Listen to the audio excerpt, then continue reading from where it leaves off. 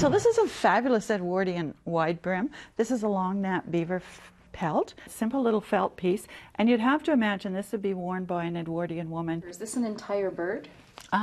This is taxidermied.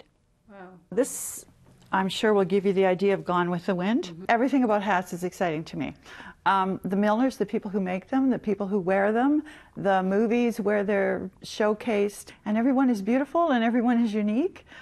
Norma Shepherd wears many hats, but she does it literally. She has amassed over 2,500 historically significant hats over the past 20 years, turning her passion into a mobile museum.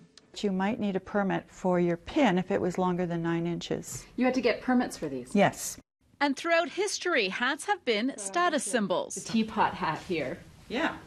How's it look? A little teapot. It's fabulous. It's I so love great all with you. these. There's a lot of reasons people gravitate to headgear. First of all, it draws attention to the face. Most feathers, the most decorative, yes, definitely a status symbol.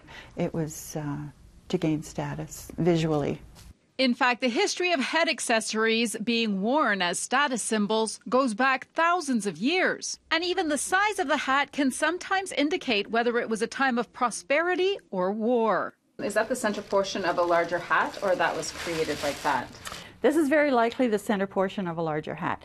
And this is the creativity of the milliners during the Second World War.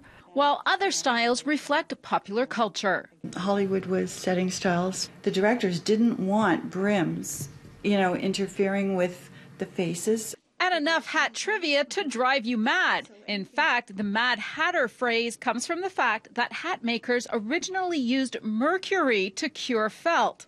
Prolonged exposure caused mercury poisoning. And hat styles could change at the drop of a hat, depending on the hairstyles of the era. And that would go over a beehive hairdo, be worn on a tilt on upswept hair. And some are the top hats of history. King Charles I of England was beheaded in a hat made from Canadian beaver, which is really interesting that historians would take the time to note that.